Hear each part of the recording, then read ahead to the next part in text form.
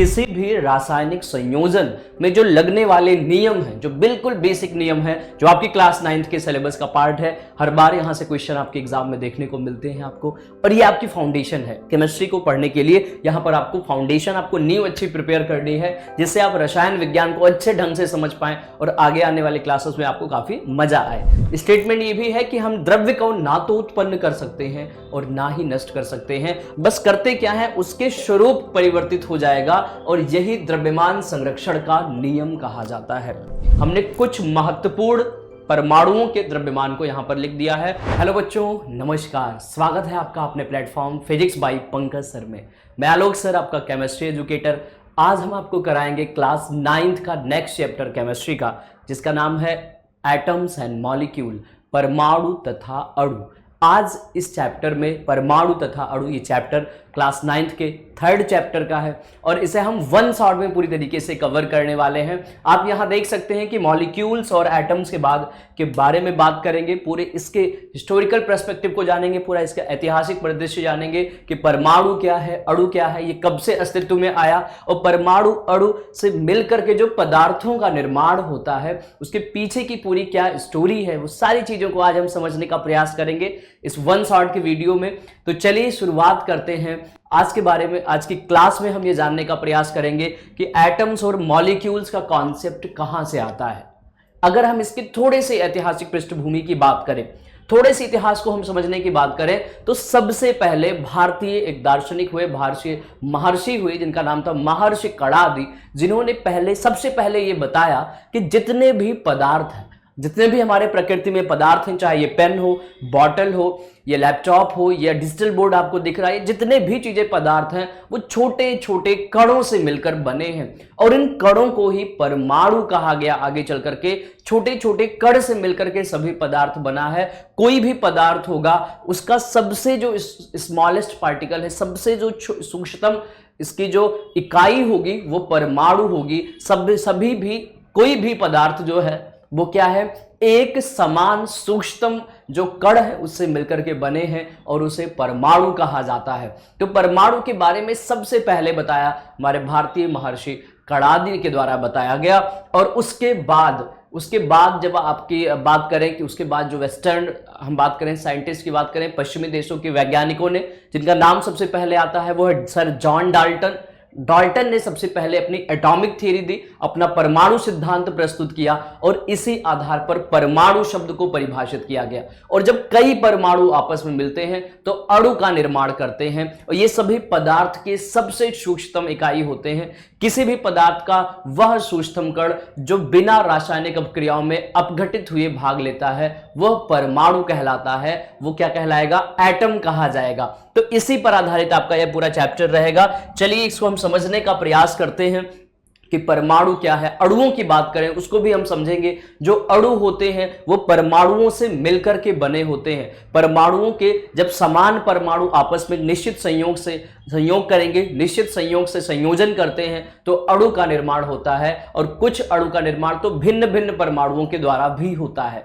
ठीक है, इसी पर आधारित सबसे जो पहला नियम आता है वो आता है लॉ ऑफ केमिकल कॉम्बिनेशन, जिसे रासायनिक संयोजन के नियम कहते हैं। रासायनिक संयोजन का नियम क्या है, आइए हम इसे समझने का प्रयास करें। इन्हीं परमाणु और अणुओं से संबंधित ये पूरी टॉपिक है, पूरा चैप्टर रहेगा, जिसको हम वन शॉट में पूरी तरीके से कवर करेंगे। ठीक है, अगर हम बात करें कि रासायनिक संयोजन क्या है, केमिकल कॉम्बिनेशन किसे कहते हैं, जब दो या दो से अधिक परमाणु या अणु या तत्व आपस में संयोग करते हैं, आपस में क्रिया करते हैं, तो उसे ही केमिकल कॉम्बिनेशन कहेंगे, उसे ही रासायनिक संयोजन कहते हैं। किन्हीं दो या दो से अधिक पदार्थों के बीच में रासायनिक अभिक्रिया जब होगी तो उसके लिए कुछ सिद्धांत दिए गए, कुछ प्रिंसिपल्स बताए गए और ये प्रिंसिपल ही रासायनिक संयोजन के नियम कहा गया, लॉ ऑफ केमिकल कॉम्बिनेशन कहा गया। इन सिद्धांतों को समझने के लिए हमें क्या कहते हैं, हम रासायनिक संयोजन के नियम कहते हैं। जैसे हमने बात करी थी परमाणु की, जो हाइड्रोजन सबसे स्मॉलेस्ट एटम है, हाइड्रोजन सबसे स्मॉलेस्ट परमाणु है, सबसे छोटा परमाणु है। एक हाइड्रोजन परमाणु जब आपस में कंबाइन करते हैं, संयोजन करते हैं, तो ये किसका निर्माण करते हैं? तो ये हाइड्रोजन मॉलिक्यूल, हाइड्रोजन अणु का निर्माण करते हैं। अब बच्चों को यहां समझना यह आवश्यक है कि परमाणु और अणु में अंतर क्या है। तो हाइड्रोजन अगर सिंगल है तो वह परमाणु कहलाएगा या हाइड्रोजन एटम है, और जो H2 होता है वो हाइड्रोजन मॉलिक्यूल कहलाता है। क्या कहलाता है? हाइड्रोजन अणु कहा जाता है। तो जो परमाणु होते हैं, परमाणु का अपना स्वतंत्र अस्तित्व होता है, वो बिना किसी अपघटित हुए रासायनिक अभिक्रियाओं में भाग लेते हैं, वह परमाणु कहलाएगा। किसी तत्व का वह सूक्ष्मतम कण जो रासायनिक अभिक्रियाओं में बिना अपघटित हुए भाग लेता है, वह परमाणु कहलाता है। आगे हम सारी बातें इसकी करेंगे परमाणुओं के बारे में। अणुओं की बात करें, जब परमाणु, दो या दो से अधिक परमाणु आपस में संयोग करते हैं तो एक अणु का निर्माण करते हैं। किसका निर्माण करेंगे? मॉलिक्यूल का फॉर्मेशन करते हैं। और जो पूरी रासायनिक संयोजन की विधि है, देखो ये केमिकल कॉम्बिनेशन हुआ, इसकी ये घटना क्या कहलाएगी? ये रासायनिक संयोजन कहलाएगा कि किन्हीं दो या दो से अधिक पदार्थ को आपस में क्या किया गया? मिलाया गया, संयुक्त किया गया। इसे ही केमिकल कॉम्बिनेशन कहते हैं। रासायनिक अभिक्रिया कराई जाए, इसे ही रासायनिक संयोजन कहते हैं। तो किन्हीं दो परमाणुओं, किन्हीं दो पदार्थों के बीच में जो रासायनिक संयोजन की प्रक्रिया है, वो कुछ सिद्धांतों का पालन करती। क्या करेगी? कुछ सिद्धांत इसके लिए एप्लीकेबल किए गए हैं, बताए गए हैं। जैसा जो पहला सिद्धांत बताया गया है उसका नाम है लॉ ऑफ मास कंजर्वेशन, जिसे कहेंगे द्रव्यमान संरक्षण का नियम। पहला जो लॉ है इसे कहते हैं लॉ ऑफ मास कंजर्वेशन, जिसे कहते हैं द्रव्यमान संरक्षण का नियम। जो पहला नियम बताया गया वो ये रहा। और जो सेकंड लॉ है इसे कहते हैं स्थिर अनुपात का नियम, जिसे कहते हैं law of constant proportion. Law of constant proportion, जिसे कहते हैं स्थिर अनुपात का नियम। अब आइए इसी को हम समझने का प्रयास करें कि किसी भी रासायनिक संयोजन में जो लगने वाले नियम हैं, जो बिल्कुल बेसिक नियम है, जो आपकी क्लास 9th के सिलेबस का पार्ट है। हर बार यहां से क्वेश्चन आपके एग्जाम में देखने को मिलते हैं आपको, और ये आपकी फाउंडेशन है। केमिस्ट्री को पढ़ने के लिए यहाँ पर आपको फाउंडेशन, आपको नींव अच्छी प्रिपेयर करनी है, जिससे आप रसायन विज्ञान को अच्छे ढंग से समझ पाएं और आगे आने वाले क्लासेस में आपको काफी मजा आए। तो जो द्रव्यमान संरक्षण का नियम है ये क्या कहता है? भाई द्रव्यमान संरक्षण का नियम ये कहता है कि किसी भी रासायनिक अभिक्रिया में जो अभिकारक है, भाई रासायनिक अभिक्रिया जब होती है तो उसमें जो भाग लेने वाले अणु होते हैं, भाग लेने वाले होंगे, पदार्थ होंगे, वो अभिकारक कहलाते हैं। और अभिक्रिया होने के उपरांत जो नया पदार्थ बनता है उसे उत्पाद कहते हैं। तो किसी भी रासायनिक अभिक्रिया में भाग लेने वाले अभिकारक अणु और उस अभिक्रिया के पश्चात बनने वाले उत्पाद, इन दोनों का अगर हम बात करें, इन दोनों में जो द्रव्यमान होगा, दोनों में जो द्रव्यमान होगा वो समान होगा। अर्थात द्रव्यमान संरक्षण का नियम ये कहता है कि द्रव्य को ना तो हम उत्पन्न कर सकते हैं और ना ही नष्ट कर सकते हैं, बस इसका स्वरूप बदला जा सकता है, इसको एक रूप से दूसरे रूप में परिवर्तित किया जा सकता है। यही है द्रव्यमान संरक्षण का नियम। द्रव्यमान संरक्षण का नियम ये कहता है कि matter can not be created nor be destroyed. द्रव्य को ना तो हम उत्पन्न कर सकते हैं और ना ही नष्ट कर सकते हैं, इसके स्वरूप को परिवर्तित कर सकते हैं। किसी भी रासायनिक अभिक्रिया में अभिक्रिया होने से पूर्व, रासायनिक अभिक्रिया में अभिक्रिया होने से पूर्व पदार्थ का कुल द्रव्यमान, अभिक्रिया होने से पूर्व पदार्थ का कुल द्रव्यमान, और यहां आप समझेंगे कि अभिक्रिया होने के पश्चात, अभिक्रिया होने के पश्चात, अभिक्रिया पूर्ण होने के पश्चात, अभिक्रिया पूर्ण होने के पश्चात पदार्थ का कुल द्रव्यमान, पदार्थ का कुल द्रव्यमान क्या रहेगा? कांस्टेंट रहेगा, नियत रहेगा, बराबर रहेगा। यही द्रव्यमान संरक्षण का नियम कहलाता है। इसी को हम law of conservation of mass कहेंगे, द्रव्यमान संरक्षण का नियम कहते हैं। ये बात समझ में आ रही है कि matter can not be created nor be destroyed, अर्थात द्रव्य को ना तो हम उत्पन्न कर सकते हैं और ना ही नष्ट कर सकते हैं, बस इसका स्वरूप एक रूप से दूसरे रूप में हम परिवर्तित कर सकते हैं। कोई भी रासायनिक अभिक्रिया हो रही है, रासायनिक संयोजन हो रहा है, उस रासायनिक संयोजन से पहले और रासायनिक संयोजन के उपरांत दोनों में जो पदार्थों का द्रव्यमान है वो नियत रहेगा, समान रहेगा। यही द्रव्यमान संरक्षण का नियम कहा गया।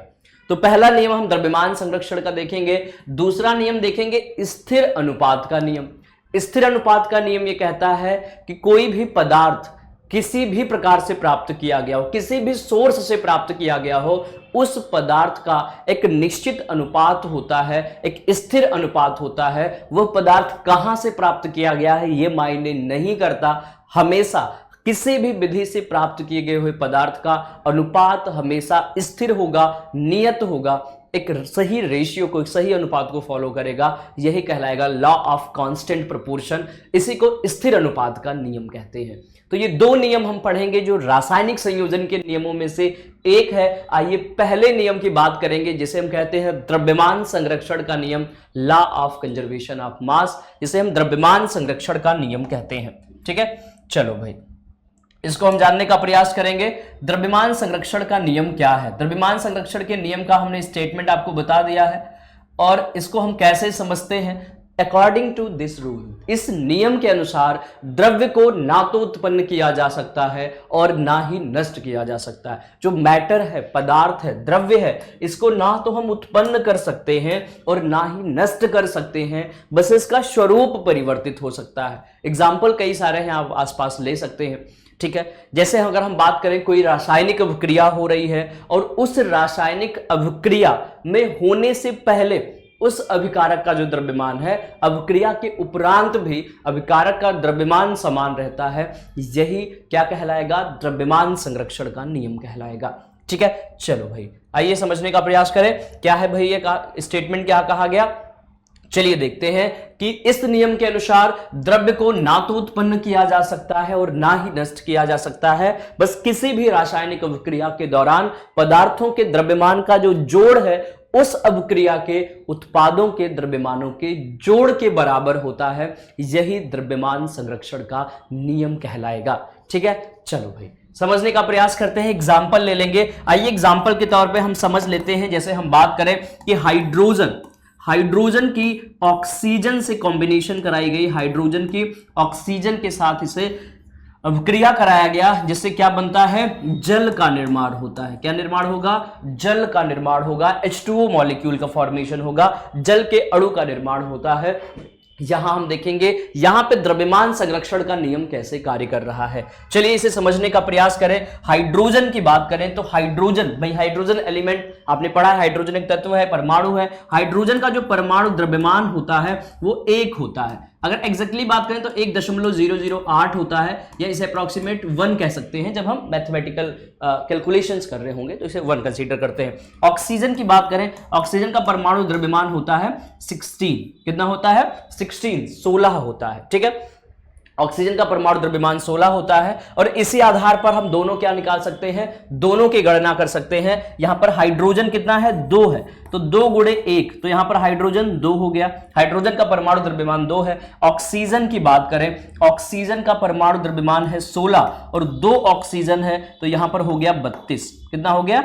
32। ठीक है, यहां पर क्या हुआ? अच्छा हाँ देखेंगे। अच्छा, इसे आप बैलेंस अगर करोगे तो 2H2 प्लस O2 होगा, तब जाके आपका 2H2O बनेगा। देखिए बैलेंस तभी हो पाएगा ना, यहां पर हाइड्रोजन 4 है, यहां पर हाइड्रोजन 4 है, यहां पर 2 ऑक्सीजन है, यहां पर 2 ऑक्सीजन है। ठीक है, तो अगर आप देखें थोड़ा यहां देख सकते हैं कि जब 2 हाइड्रोजन है और 1 हाइड्रोजन का परमाणु द्रव्यमान 1 है, तो यहां पर क्या हो गया? 4 हाइड्रोजन हो जाएंगे। इस तरीके से अगर हम करेंगे तो यहां पर 4 गुणे 1, तो ये जो वैल्यू आएगी वो होगी 4।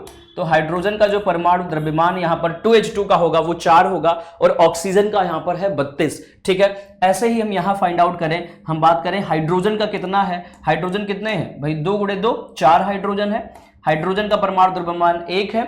ऑक्सीजन की बात करें तो यहां पर 2 ऑक्सीजन है और दोनों ऑक्सीजन का परमाणु द्रव्यमान 16 गुणे 2 32 हो जाएगा। और यहां अगर आप देखें जोड़ें कि 32 4 यहां पर 36 होगा और यहां पर 32 4 यहां पर 36 हो जाएगा। तो चलिए आपने इस फॉर्मूले से या इस एग्जाम्पल से आपने ये समझने का प्रयास किया कि किसी भी रासायनिक अभिक्रिया के दौरान पदार्थों के द्रव्यमानों का जोड़, ये जो पदार्थों के द्रव्यमानों का जोड़ और उस अभिक्रिया के पश्चात उत्पादों के द्रव्यमानों के जोड़ के बराबर होता है, और ये क्या कहलाएगा, इसे ही हम क्या कहेंगे, द्रव्यमान संरक्षण का नियम कहते हैं।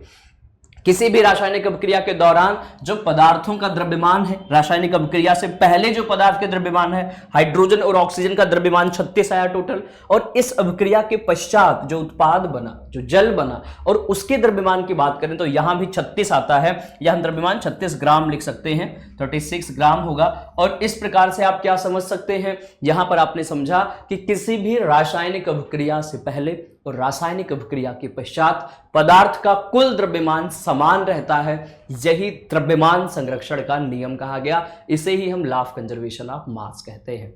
स्टेटमेंट ये भी है कि हम द्रव्य को ना तो उत्पन्न कर सकते हैं और ना ही नष्ट कर सकते हैं, अर्थात किसी भी पदार्थ को हम उत्पन्न नहीं कर सकते या उस पदार्थ को हम नष्ट नहीं कर सकते, बस करते क्या है, उसके स्वरूप को परिवर्तित कर देते हैं, उसके आकार आयतन में हम बात करें स्वरूप परिवर्तित हो जाएगा, और यही द्रव्यमान संरक्षण का नियम कहा जाता है। होपफुली आप सभी को ये समझ आ गया होगा कि द्रव्यमान संरक्षण का नियम क्या है। इस तरीके से आपने एग्जाम्पल के तौर पे समझ लिया है। ऐसे हम बात करें, जितने भी हमारे परमाणु है सभी का अपने परमाणु द्रव्यमान होता है, जैसे हाइड्रोजन का 1 है, ऑक्सीजन का 8 है। अगर हम बात करें सोडियम का परमाणु द्रव्यमान 23 होता है, ठीक है।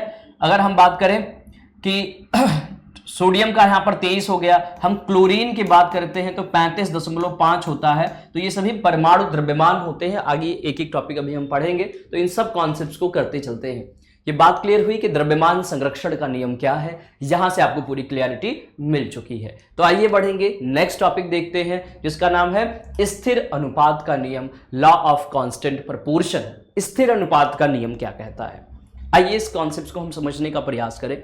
यह नियम कहता है कि कोई एक शुद्ध रासायनिक यौगिक है, कोई एक पदार्थ है और उसे प्राप्त किया जाए, ठीक है, कोई शुद्ध रासायनिक पदार्थ है, उसे प्राप्त किया जाए, उसे प्राप्त करने का सोर्स कोई भी हो, कहीं से भी वो चीजें प्राप्त की गई हो, उसमें जो अणु है या उसमें जो परमाणुओं का एक निश्चित अनुपात होगा, हमेशा वो एक निश्चित अनुपात में होंगे, उनके द्रव्यमानों का अनुपात सदैव नियत होता है, निश्चित होता है। यही क्या कहलाएगा, इसे ही स्थिर अनुपात का नियम कहते हैं। क्या कहते हैं, स्थिर अनुपात का नियम कहा जाता है, लॉ ऑफ कांस्टेंट प्रोपोर्शन कहा जाता है। ठीक है, आइए समझते हैं। इस नियम के अनुसार क्या कहा गया है, कोई शुद्ध रासायनिक यौगिक सदैव उन्हीं तत्वों से निर्मित होगा जिससे वह मिलकर बना हुआ है। कोई एक शुद्ध रासायनिक यौगिक है, सदैव उन्हीं तत्वों से निर्मित होगा जिससे वह मिलकर बना हुआ है, और इन तत्वों के द्रव्यमानों का एक निश्चित अनुपात होता है। एक अनुपात सदैव समान होगा, निश्चित होगा, और यह यौगिक किसी भी सोर्स से प्राप्त किया जाए, किसी भी स्थान से प्राप्त किया जाए, या किसी भी तरीके से इसका निर्माण किया जाए। ठीक है, कोई रासायनिक पदार्थ है, वो किसी भी स्रोत से प्राप्त हो, किसी भी तरीके से निर्मित किया जाए, उसके तत्वों के द्रव्यमानों का एक निश्चित अनुपात होता है, इसी को स्थिर अनुपात का नियम कहते हैं।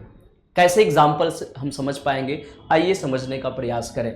जैसे अगर हम एग्जाम्पल ले लें कि जल है, अब जल कहीं से भी प्राप्त हो, जैसे हम एग्जाम्पल ले लें, यहां पर एक पॉट है, बर्तन है, अलग अलग बर्तन में जल रखे गए हैं। एक जल समुद्र से प्राप्त किया गया है, एक जल नदी से प्राप्त किया गया है, एक जल है जो टैप वाटर मीन्स जो टोटी का पानी है वहां से प्राप्त किया गया, नल की टंकी है वहां से प्राप्त किया गया है। तो अगर हम जल की बात करें तो जल के मॉलिक्यूल्स हैं, जो अणु हैं, H2O क्या है, जल है, वो किसी भी स्रोत से प्राप्त किया गया जल हो, तो इसमें जो हाइड्रोजन है, इसमें क्या है, जो हाइड्रोजन है और ऑक्सीजन है, इसके बीच में क्या है, एक अनुपात है, एक निश्चित अनुपात है। भाई ये पदार्थ किसी भी स्रोत से प्राप्त किया जाए या यह पदार्थ किसी भी स्थान से प्राप्त किया जाए, तो इनके जो परमाणु है, इनके जो तत्व है, इनके बीच एक निश्चित अनुपात होता है, और वह अनुपात हमेशा कांस्टेंट रहेगा, नियत रहेगा, समान रहेगा। इसी को हम स्थिर अनुपात का नियम कहते हैं। एग्जाम्पल के तौर पे आप ले सकते हैं। अच्छा, हम यहां बात कर लें, आइए थोड़ा और समझने का प्रयास करें। इसे तो हम समझ सकते हैं, हाइड्रोजन की बात करें, हाइड्रोजन 2 है तो इसका परमाणु द्रव्यमान 2 होगा। और ऑक्सीजन क्या है, ऑक्सीजन की बात करें, ऑक्सीजन का एटॉमिक जो मास है वो 16 है, तो इसका हमेशा रेशियो क्या होगा, 1 is ratio 8 का रेशियो होगा, 1:8 का अनुपात होता है हाइड्रोजन और ऑक्सीजन के बीच में। जल के अणुओं में हाइड्रोजन और ऑक्सीजन एटम्स के बीच में जो रेशियो है इनका 1:8 होता है। आइए और एग्जांपल से हम समझ सकते हैं। जैसे हम बात करें कुछ इस प्रकार से समझेंगे, यहां पर 2H2O है, यहां पर क्या है 2H2O लिया गया है, यहां पर हाफ H2O लिया गया है और यहां पर H2O लिया गया है। इस बात को आप समझने का प्रयास करें। जैसे यहां पर जल के एक H2O है, यहां पर हाफ H2O है, यहां पर 2H2O है, तो इसके हम रेशियो को देखते हैं। इसके हम क्या देखेंगे, रेशियो को समझने का प्रयास करेंगे, अनुपात को जानने का प्रयास करेंगे। यहां पर H2O है तो यहां पर परमाणु द्रव्यमान 18 होगा, यहां पर हाफ H2O है तो यहां पर 9 ग्राम, जैसे ये कहा गया कि यहां पर 9 ग्राम जल लिया गया, यहां पर 18 ग्राम जल लिया गया और यहां पर 36 ग्राम जल लिया गया। इसको आप समझने का प्रयास करिए। यहां पर 18 ग्राम जल लिए गए, यहां पर 9 ग्राम जल लिए गए, यहां पर 36 ग्राम जल लिए गए। तो इसमें अगर आप समझने का प्रयास करेंगे तो इसमें हाइड्रोजन और ऑक्सीजन का रेशियो कैसे है, आइए इसे हम समझते हैं नए पेज से। चलिए, जैसे हमने ये बात करी कि ये 3 पार्ट है, 3 बर्तन है और इन बर्तन में H2O मॉलिक्यूल को डिसॉल्व किया गया है, जल के अणु यहां पर रखे गए हैं। ठीक है, एक जो जल का अणु है ये 36 ग्राम जल के अणु लिए गए हैं, यहां पर 9 ग्राम लिया गया है, यहां पर 18 ग्राम लिया गया है।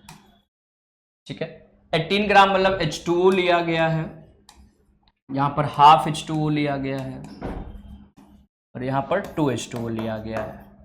इनके बीच अगर अनुपात को हम देखें, हाइड्रोजन और ऑक्सीजन के बीच का रेशियो समझने का प्रयास करें, हाइड्रोजन ऑक्सीजन के बीच रेशियो की समझने के प्रयास करें तो 2H2 है, 2H2O मींस क्या होगा, 2H2 मींस 4 होगा और हम ऑक्सीजन की बात करें 2 ऑक्सीजन है तो 36 होगा, सॉरी हाँ 32 होगा, है ना भाई। 16 ऑक्सीजन का परमाणु द्रव्यमान है 16 तो 16 गुना 32 हो जाएगा। यहां समझने का प्रयास करें, देखिए हाफ H2 है, हाफ H2 का मीनिंग क्या है, जो H2 है वो एक रेशियो में आ जाएगा और ऑक्सीजन एक है।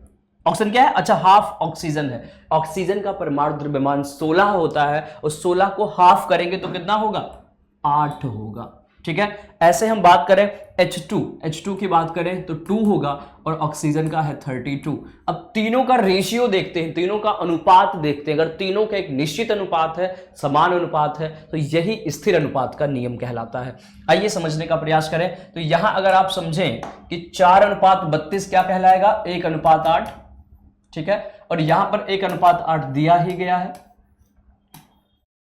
और यहां अगर आप समझें तो 1 सेकेंड, अच्छा ऑक्सीजन का होता है 16, सॉरी यहां पर ऑक्सीजन का जो है वो है 16 होता है। अगर 2 ऑक्सीजन है तो 32 होगा और यहां पर आप समझें तो यहां भी 1:8 आएगा। क्या होगा, 1:8 होगा। तो आप यहां पे क्या समझ पाए कि किसी भी स्रोत से वो पदार्थ प्राप्त किया जाए, किसी भी विधि से उसका निर्माण किया जाए, उस पदार्थ के बीच में जो तत्व है उनके बीच सदैव एक निश्चित और नियत अनुपात पाया जाता है। इसे ही स्थिर अनुपात का नियम कहते हैं। क्या कहेंगे, इसे लॉ ऑफ कांस्टेंट प्रोपोर्शन कहते हैं, स्थिर अनुपात का नियम कहते हैं। क्लियर है भाई, किसी को कोई डाउट तो नहीं है। यहां पर आपने ये बात समझ ली, समझने का आपने प्रयास किया कि ये पदार्थ जो जल के अणु है, जो वाटर मॉलिक्यूल है, जल के जो अणु हैं, यहाँ पर जल एक पदार्थ है और इस प्रकार से इसे किसी भी स्रोत से प्राप्त किया जाए या किसी भी तरीके से रासायनिक विधियों से बनाया जाए, इसमें हमेशा जो इसमें उपस्थित तत्व हैं इनके बीच हमेशा एक स्थिर और निश्चित अनुपात होता है। इसे ही स्थिर अनुपात का नियम कहते हैं, लॉ ऑफ कांस्टेंट प्रोपोर्शन कहा जाता है। होपफुली आपको ये चीजें समझ आ गई होंगी, आपने नियम भी समझ लिया है, परिभाषाएं भी यहां से क्लियर कर ली है कि इस नियम के अनुसार यदि किसी शुद्ध रासायनिक यौगिक है ये हमेशा उन्हीं तत्वों से निर्मित होगा जिससे वह मिलकर बना हुआ है, अर्थात इन तत्वों के द्रव्यमान का अनुपात सदैव समान होगा। इन तत्वों के द्रव्यमान का अनुपात सदैव समान होगा, वो चाहे किसी भी स्रोत से प्राप्त किए जाए, किसी भी स्थान से प्राप्त किए गए हो, किसी भी रासायनिक विधि या किसी भी निर्माण की विभिन्न विधियों से प्राप्त किए गए हो, तो उस पदार्थ में उन तत्वों का एक निश्चित और स्थिर अनुपात पाया जाता है। इसी को लॉ ऑफ कांस्टेंट प्रोपोर्शन कहते हैं, इसी को स्थिर अनुपात का नियम कहते हैं। तो होपफुली आपको ये कॉन्सेप्ट्स बिल्कुल समझ में आ गए हैं। आइए हम चलते हैं अगले पॉइंट की ओर और इस तरीके से हम आइए समझने का प्रयास करें। जैसा मैंने शुरुआत में बताया था कि परमाणु के बारे में या कणों के बारे में सबसे पहले हमारे भारतीय महर्षि कणादि के द्वारा बताया गया, और इसके बाद जो सर जॉन डाल्टन ने सबसे पहला परमाणु सिद्धांत प्रस्तुत किया। सबसे पहले एटॉमिक थ्योरी ये देते हैं और ये कहते हैं कि किसी भी पदार्थ, कोई भी पदार्थ है, वो छोटे छोटे कणों से मिलकर के बना है और उन कणों को परमाणु कहा जाता है। और सबसे पहले इन्होंने शब्द कहा था एटम। एटम शब्द को बताया था, और atom is a Greek word. Atom क्या है? एक ग्रीक भाषा का शब्द है। एटम एक ग्रीक भाषा का शब्द है और इसका मीनिंग क्या होता है? एटम मीन्स होता है indivisible particle. Indivisible particle, atom का जो मीनिंग है, इसका अर्थ है अविभाज्य कण। क्या मीनिंग है भाई? अविभाज्य कण। ठीक है, चलिए।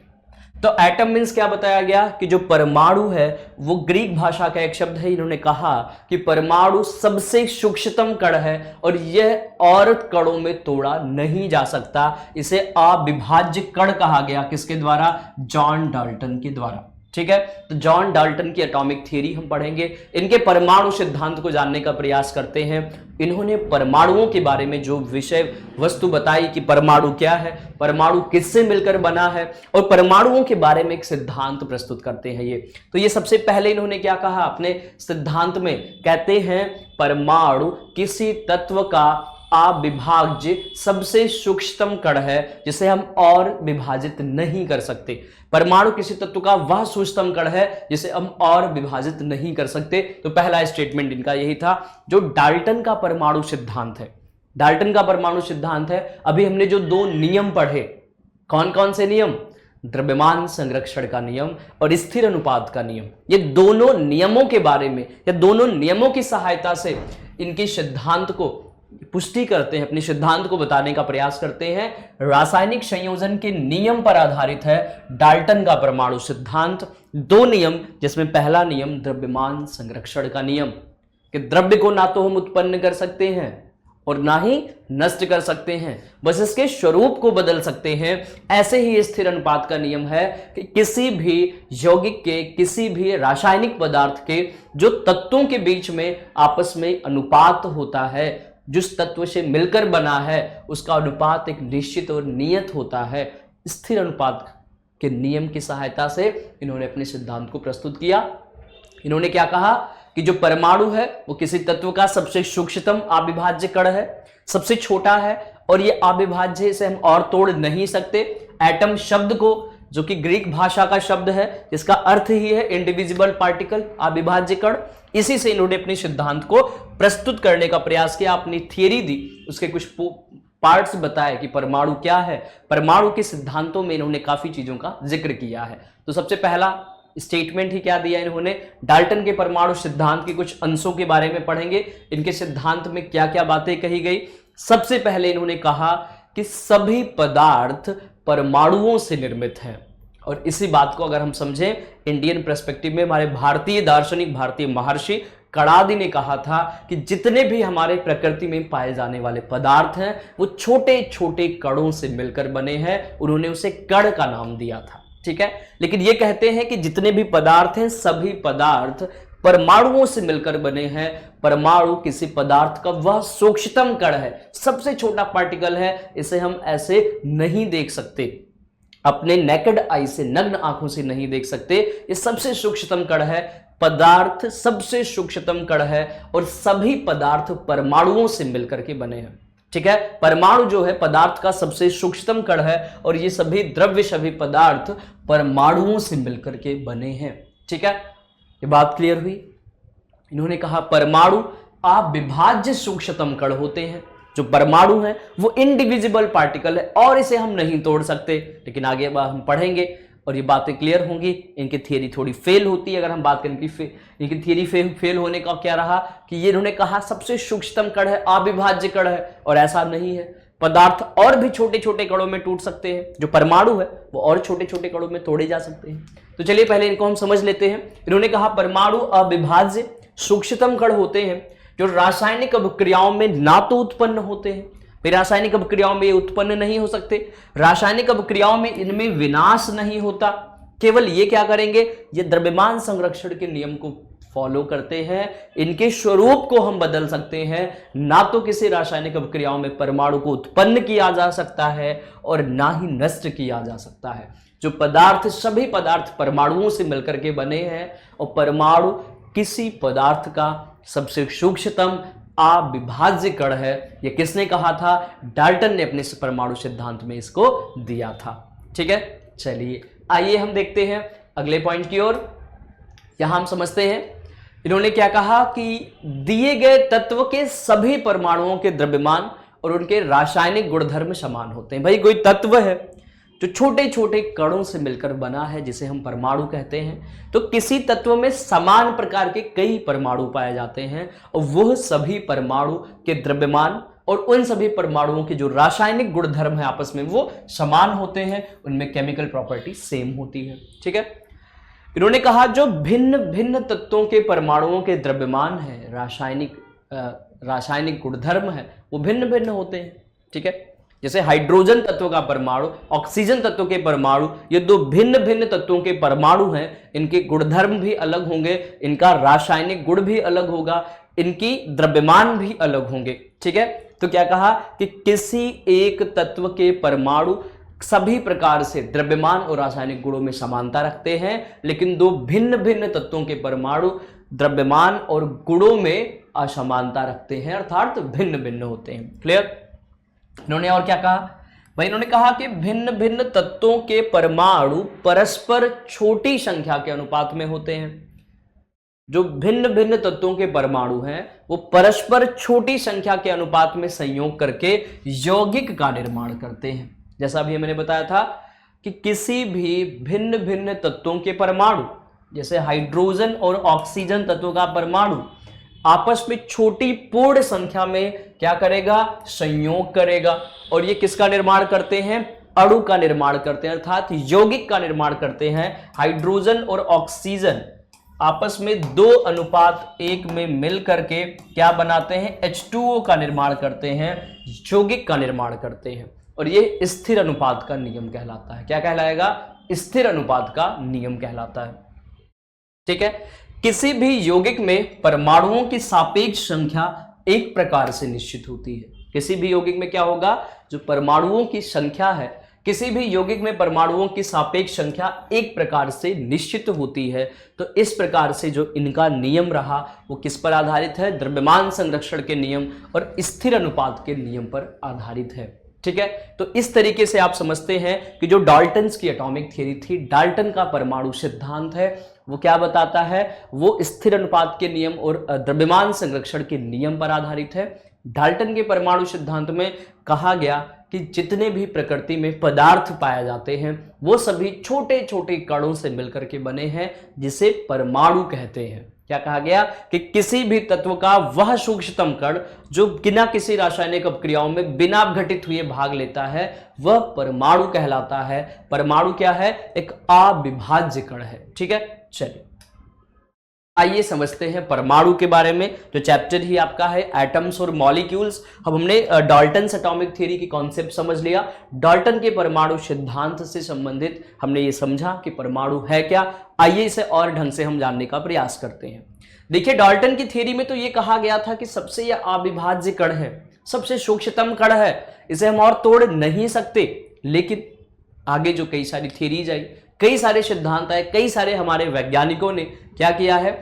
अलग अलग सिद्धांत प्रस्तुत किए हैं और ये कहा है, ये बताया है, एक्सपेरिमेंटली प्रूव किया है, प्रायोगिक विधियों से ये सिद्ध किया है कि किसी तत्व का सबसे सूक्ष्मतम कण परमाणु नहीं है, यह और भी कई सब एटॉमिक पार्टिकल से मिलकर बना है, अति सूक्ष्म परमाणुवीय कणों से मिलकर बना है। ठीक है, चलिए समझते हैं आगे। फिर अभी हम देखेंगे कि परमाणु भी कितने पार्ट में ब्रेक है, वो भी जानने का प्रयास करेंगे। चलिए हम बात करें आधुनिक परमाणु सिद्धांत के अनुसार, जो मॉडर्न एटॉमिक थ्योरी है वो क्या कहती है। आधुनिक परमाणु सिद्धांत के अनुसार यह कहा गया कि परमाणु किसी तत्व का वह सूक्ष्मतम कण है, वह सूक्ष्मतम भाग है जो किसी रासायनिक अभिक्रिया में बिना अपने भौतिक एवं रासायनिक गुणधर्म को परिवर्तित किए हुए अर्थात बिना अपघटित हुए भाग लेता है। वो क्या कहलाएगा? वो परमाणु कहलाता है। परमाणु किसी तत्व का वह सूक्ष्मतम कण है जो बिना अपने रासायनिक भौतिक गुण में परिवर्तन किए हुए अपक्रिया में पार्टिसिपेट करता है, भाग लेता है, वह परमाणु कहलाता है। परमाणु तत्व का सूक्ष्मतम भाग है जिन्हें किसी भी शक्तिशाली सूक्ष्मदर्शी से नहीं देखा जा सकता। अब आपको लग रहा होगा हम परमाणु की बात कर रहे हैं, अणु की बात कर रहे हैं, तो सर इसके एग्जाम्पल क्या है, हम देख सकते हैं या नहीं? तो यहां आपको ये बात पूरी तरीके से क्लियर कर दें कि किसी भी तत्व का वह सबसे सूक्ष्मतम कण है, सबसे माइन्यूट पार्टिकल है, इसे हम नहीं देख सकते आसानी से, इसे किसी भी शक्तिशाली सूक्ष्मदर्शी से भी नहीं देखा जा सकता है, इतना ज्यादा स्मॉल पार्टिकल है। तो आप समझ सकते हैं, तो ये जो है किसी पदार्थ के सूक्ष्मतम कण हैं, इतने ज्यादा सूक्ष्म है कि इन्हें हम सूक्ष्मदर्शी से भी नहीं देख सकते। हम परमाणु त्रिज्या के मापन की बात कर लें कि परमाणु त्रिज्या जो है, किसी भी परमाणु की परमाणु त्रिज्या को हम किस में मेजर करते हैं? जैसे बात करें, ये है एटम, क्या है ये है परमाणु। अब इसकी जो रेडियाई है, जो इसकी रेडियाई है परमाणु की, ये जो परमाणु त्रिज्या कहलाती है, इसकी परमाणु त्रिज्या किस कोटि की होती है, इसका हम मापन कैसे करते हैं? तो परमाणु त्रिज्या को बात करें, परमाणु त्रिज्या का जो मेजरमेंट है वो किस में करते हैं? नैनोमीटर में किया जाता है, इसे nm से प्रदर्शित करते हैं। और नैनोमीटर का मीनिंग क्या है? एक नैनोमीटर बराबर क्या होता है? 10⁻⁻9 मीटर। इसका मीनिंग क्या है कि 1/10⁹ मीटर, ये तो होगा 1/10⁹ मीटर, अर्थात 10 के बाद 9 जीरो और जोड़ दिया जाए। अब वो 1/10⁹ मतलब 10 में 9 जीरो और जोड़ दिया जाए तो ये जो वैल्यू निकल के आएगी वो इस एटम की, इस परमाणु की परमाणु त्रिज्या के बराबर हो। तो कितना सूक्ष्मतम कण है आप समझ सकते हैं। अगर हम एक मीटर को कहें कि कितने नैनोमीटर के बराबर होगा, तो यहां हम चेंज कर सकते हैं 10⁻⁹ नैनोमीटर के बराबर होगा। ठीक है, तो इस प्रकार से आप क्या समझ सकते हैं? इस प्रकार से परमाणु जो है सबसे सूक्ष्मतम कण है जो रासायनिक अभिक्रिया में बिना अपघटित हुए भाग लेता है, और वो सबसे स्मॉलेस्ट पार्टिकल है, सबसे सूक्ष्मतम कण है। ये कब तक बताया गया था? ये बात हुई थी डाल्टन्स एटॉमिक थ्योरी में। अगर हम इसे और मॉडर्न कॉन्सेप्ट को समझने का प्रयास करते, आइए थोड़ा हम समझ लेते हैं। आगे कई थ्योरीज आएगी, आगे आप क्लासेस में पढ़ेंगे कि परमाणु किसी तत्व का सूक्ष्मतम कण तो डाल्टन सिद्धांत से बताया गया था, लेकिन ये कहा गया आगे के टाइम में कई सारे ऐसे खोज हुई, सब एटॉमिक पार्टिकल्स की खोज हुई, तो कहा गया कि परमाणु तत्व का सबसे सूक्ष्मतम कण नहीं है, परमाणु तत्व का सबसे सूक्ष्मतम कण नहीं है,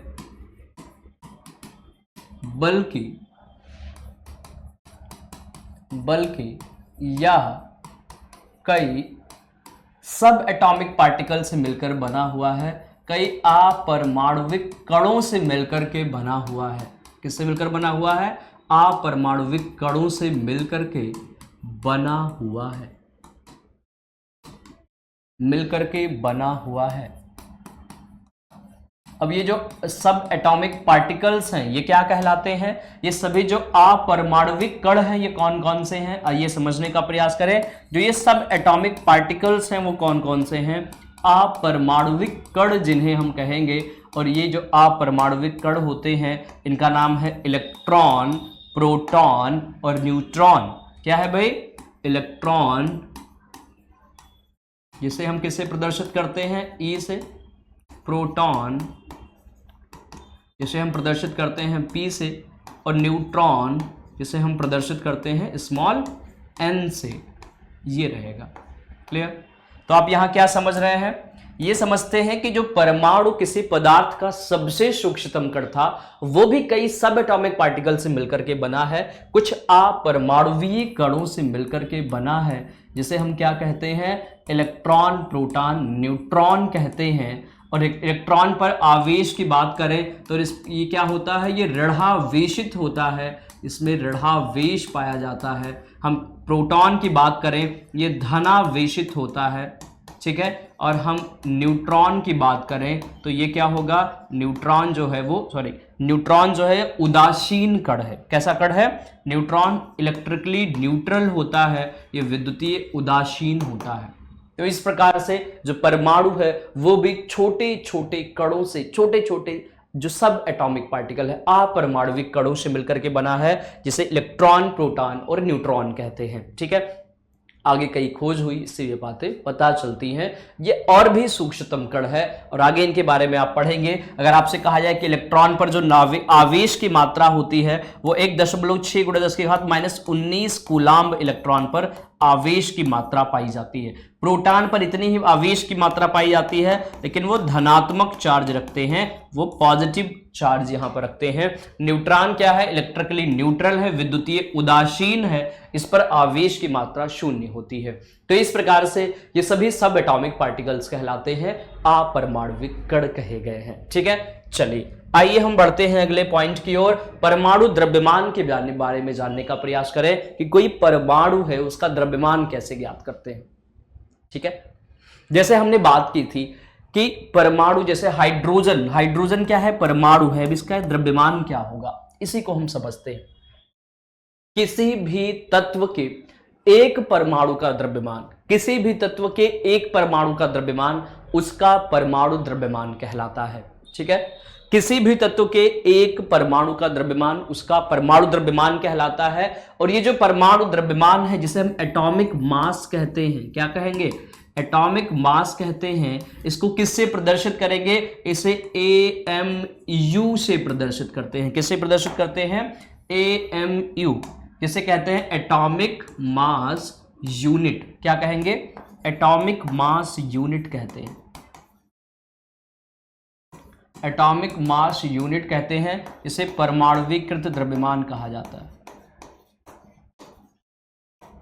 या परमाणु द्रव्यमान इकाई भी कहते हैं। इसे परमाणुीकृत द्रव्यमान या परमाणु द्रव्यमान इकाई कहा जाता है, एटॉमिक मास यूनिट कहते हैं। क्लियर, एटॉमिक मास यूनिट कहा जाता है। एटॉमिक मास किसे कहेंगे, परमाणु द्रव्यमान किसे कहते हैं, आपने ये समझने का प्रयास किया। परमाणु द्रव्यमान की अगर हम बात करें कि किसी भी तत्व के एक परमाणु का द्रव्यमान परमाणु द्रव्यमान कहलाता है, अर्थात हाइड्रोजन जो तत्व है उसके एक परमाणु का जो द्रव्यमान होगा वो क्या कहलाएगा, एटॉमिक मास कहलाएगा।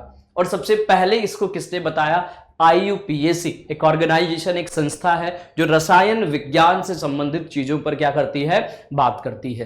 तो IUPAC, international unions of pure and applied chemistry जिसका फुल फॉर्म है, इसी ने सबसे पहले परमाणु द्रव्यमान की इकाई को बताया था, जिसे AMU कहा गया। क्या कहा गया, AMU, एटॉमिक मास यूनिट कहते हैं, या इसे ही U से प्रदर्शित किया जाता है जिसे यूनिफाइड मास कहते हैं। क्या कहेंगे, एकीकृत द्रव्यमान कहा जाएगा, यूनिफाइड मास कहते हैं, ठीक है।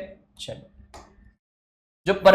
इससे हम क्या करते हैं, किसी परमाणु के द्रव्यमान का मापन करते हैं। किसी भी परमाणु के द्रव्यमान का मापन करना है तो किससे प्रयोग करेंगे, एटॉमिक मास यूनिट में मेजर करते हैं। हाइड्रोजन की बात करें, हाइड्रोजन का परमाणु द्रव्यमान है 1.008 AMU होता है। चलिए, आपको हम कुछ तत्व जो इंपॉर्टेंट है और उनके परमाणु द्रव्यमान के बारे में हम बता देंगे। जैसे हम बात करें हाइड्रोजन तत्व, हाइड्रोजन तत्व में हाइड्रोजन परमाणु का जो परमाणु द्रव्यमान है वो 1.008 AMU है, ठीक है। हम बात करें ऑक्सीजन तत्व का, ऑक्सीजन का परमाणु द्रव्यमान कितना होता है, 16 होता है। कार्बन का परमाणु द्रव्यमान 12.01 AMU होता है। AMU कहें या U कहें, ठीक है, U भी यूनिट लिख सकते हैं। तो कुछ इंपॉर्टेंट को हम बता देते रहे हैं, जिससे आपका न्यूमेरिकल में या आपको अंडरस्टैंडिंग हो जाए, न्यूमेरिकल में हेल्प करे, ठीक है। चलिए, सोडियम का परमाणु द्रव्यमान कितना होता है, 23 AMU, ठीक है।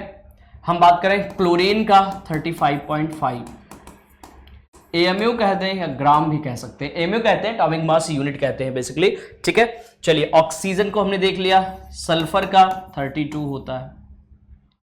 तो ऐसे कई हैं। फास्फोरस की बात करें, फास्फोरस का 30 होता है, ठीक है। हम कैल्शियम का परमाणु द्रव्यमान देखें तो 40 होता है, पोटेशियम का 39 होता है। तो ऐसे विभिन्न कई ऐसे तत्व हैं, कई उनके परमाणु हैं और उनके परमाणु द्रव्यमानों को यहाँ पर हमने लिख दिया है। आप जरूर इसे नोट्स में अपने मेंटेन करने लिख लें और इस तरीके से न्यूमेरिकल को करते समय आपको हेल्प मिल जाएगी।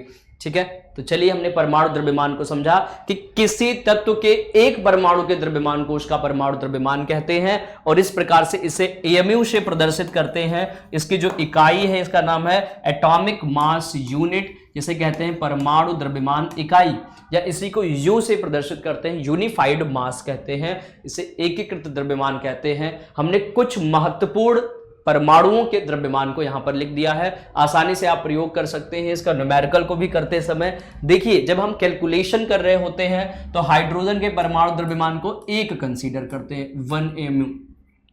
जैसे कार्बन को हम 12 ही कंसीडर कर लेते हैं ओनली। ठीक है, तो इससे हमें कैलकुलेशन करने में आसानी रहती है। आइए बढ़ेंगे अगले पॉइंट की ओर। परमाणु द्रव्यमान की इकाई तो हमने देख ली कि परमाणु द्रव्यमान की इकाई क्या है। परमाणु द्रव्यमान की इकाई को हम कैसे, किसके बराबर होता है, कैसे फाइंड आउट करते हैं। हम बात करें एक परमाणु द्रव्यमान की इकाई का जो मान है वो कार्बन 12 समस्थानिक के ठीक 1/12वें हिस्से के द्रव्यमान के बराबर होता है। आइए हम समझने का प्रयास करें कि परमाणु द्रव्यमान की इकाई, परमाणु द्रव्यमान की इकाई को हमें अगर मेजर करना है तो हम कैसे करते हैं। परमाणु द्रव्यमान की इकाई का हमें मापन करना है, मेजरमेंट करना है, तो हम कैसे करेंगे कि कार्बन 12 समस्थानिक के ठीक 12 ग्राम में उपस्थित परमाणु का द्रव्यमान 1 mu के बराबर होता है। इसी को परमाणु द्रव्यमान की इकाई कहते हैं। इसमें यह बताया गया कि जो परमाणु द्रव्यमान की इकाई के हमें ज्ञात करना है तो कार्बन 12 समस्थानिक, देखिए 1/12वां भाग, किसका 1/12वां भाग, कार्बन 12 समस्थानिक के परमाणु के द्रव्यमान के 1/12वां भाग, कार्बन 12 समस्थानिक के, ठीक है, 1/12वें भाग के द्रव्यमान के बराबर होगा। इसे ही 1 mu कहते हैं, इसी को एटॉमिक मास यूनिट कहा जाता है। क्या कहेंगे इसे ही एटॉमिक मास यूनिट कहते हैं, इसी को परमाणुीकृत द्रव्यमान कहा जाता है। कार्बन 12 समस्थानिक के ठीक 1/12वें भाग को क्या कहेंगे, 1 mu कहते हैं। एक परमाणु द्रव्यमान की इकाई का द्रव्यमान एक कार्बन 12 समस्थानिक के 1/12वें हिस्से के द्रव्यमान के बराबर होता है। इसी को 1 एटॉमिक मास यूनिट कहा जाता है। देखिए, जब किसी चीज की हमें गणना करनी होती तो एक को हम सापेक्ष मानते हैं, एक को हम क्या करेंगे, रेफरेंस पॉइंट मानते हैं। तो जो कार्बन 12 समस्थानिक है, ये क्या है, कार्बन का 12 जो समस्थानिक है, इसको हमने रेफरेंस माना और इसी के 1/12वें हिस्से का जो द्रव्यमान हमने लिया वो 1 mu के बराबर लिया और इसी आधार पर सभी परमाणुओं के परमाणु द्रव्यमान की गणना की जा सकती है। ठीक है, चलिए ये बात क्लियर हुई। आइए बढ़ेंगे अगले पॉइंट की ओर। हम देखते हैं परमाणु किस प्रकार अस्तित्व में रहते हैं, परमाणुओं का अस्तित्व होता क्या है, परमाणु किसी भी रासायनिक अभिक्रिया में कैसे भाग लेते हैं, क्या परमाणु भाग लेते भी हैं या नहीं, ये सारी बातों को हम देख लेते हैं इस टॉपिक में। हम बात करें, ज्यादातर तत्वों के परमाणु अत्यधिक अभिक्रियाशील होने के कारण कभी भी मुक्त अवस्था में नहीं पाए जाते। जितने भी परमाणु हैं वो अभिक्रियाशीलता उनमें ज्यादा है, रिएक्टिविटी नेचर ज्यादा है, तो कभी मुक्त अवस्था में नहीं होते हैं। केवल कुछ ही निष्क्रिय परमाणुओं, गैसों के परमाणु हैं जो मुक्त अवस्था में पाए जाते हैं। इनका अस्तित्व कैसे होगा, जैसे इसमें टॉपिक है कि परमाणु का अस्तित्व किस में रहता है। तो जितने भी परमाणु हैं जो भी अभिक्रियाशील, ऐसे तत्व जिनकी अभिक्रियाशीलता ज्यादा है, ठीक है, अत्यधिक अभिक्रियाशीलता है, इन तत्वों के परमाणु कभी मुक्त अवस्था में नहीं रहते हैं, मुक्त अवस्था में नहीं रहते हैं, नहीं पाए जाते, नहीं रहते हैं। अगर हम बात करें कि ऐसे परमाणु जो निष्क्रिय तत्व है, क्या है, निष्क्रिय गैसें, इनर्ट गैसेस। अब इनर्ट गैसेस के एग्जांपल ले लो, आइए एग्जांपल से समझते हैं। जैसे हम यहां बात कर लें कि अभिक्रियाशीलता वाले परमाणु, जैसे सोडियम है, मैग्नीशियम है, पोटेशियम है, कैल्शियम है, जो क्या है, अभिक्रियाशीलता जिनमें ज्यादा है, इन तत्वों के परमाणु कभी स्वतंत्र अवस्था में नहीं रहते। जबकि हम बात करें निष्क्रिय गैसें कौन सी है, निष्क्रिय गैसें जिन्हें हम इनर्ट गैसेस कहते हैं, अक्रिय गैसें कहते हैं, इनके बारे में हम जानने का प्रयास करें। निष्क्रिय गैस। अब निष्क्रिय गैस की बात करें तो निष्क्रिय गैसों में आता है नियॉन, या हीलियम भी लिख लो, helium, neon, argon, krypton, xenon, radon. ये सभी हम पीरियोडिक टेबल देखें, हम आवर्त सारणी को समझे तो ये सभी वर्ग 0 समूह या वर्ग 18 समूह के तत्व हैं जिन्हें हम क्या कहेंगे, निष्क्रिय गैस तत्व कहते हैं। और इन तत्वों के परमाणु मुक्त अवस्था में पाए जाते हैं, लेकिन जबकि ऐसे तत्वों के परमाणु मुक्त अवस्था में नहीं पाए जाते जो ज्यादा क्रियाशील होते हैं, जिनकी रिएक्टिविटी सबसे ज्यादा होती है। ठीक है, ये बात क्लियर हुई। तो चलिए हम बढ़ेंगे अगले पॉइंट की ओर, और इस प्रकार से तत्वों के परमाणुओं का अस्तित्व किस प्रकार से रहता है यह हमने जानने का प्रयास किया। अब आइए हम देखते हैं कि अणु किसे कहते हैं, मॉलिक्यूल्स किसे कहेंगे। जैसा हमने आपको बताया कि जो परमाणु होते हैं, परमाणु तत्व का सूक्ष्मतम कण बताया गया। ठीक है, अब जब परमाणु कम से कम 2 या 2 से अधिक परमाणु आपस में संयोग करते हैं तो एक अणु का निर्माण करते हैं। क्या करेंगे, एक अणु का निर्माण करते हैं, एक मॉलिक्यूल्स का फॉर्मेशन करेंगे। और इस प्रकार से हम समझने का प्रयास करें कि किसी अणु का निर्माण 2 या 2 से अधिक तत्वों के परमाणुओं के बीच रासायनिक बंध उत्पन्न होने के कारण होता है। जैसा मैंने आपको बताया था कि हाइड्रोजन का एक परमाणु जब आपस में संयोजन करता है तो हाइड्रोजन के बीच एक बॉन्ड बनता है। जैसे हाइड्रोजन के परमाणु का एक इलेक्ट्रॉन, हाइड्रोजन तत्व के बाहर एक इलेक्ट्रॉन, दूसरे हाइड्रोजन तत्व के बाहर एक इलेक्ट्रॉन आपस में क्या करते हैं, संयोजन करते हैं, तो हाइड्रोजन अणु का निर्माण होता है, H2 मॉलिक्यूल का फॉर्मेशन होगा। ये जो H2 है हाइड्रोजन, ये अणु कहलाएगा, जबकि सिंगल हाइड्रोजन परमाणु कहलाता है। क्या कहा जाएगा, ये परमाणु कहलाएगा।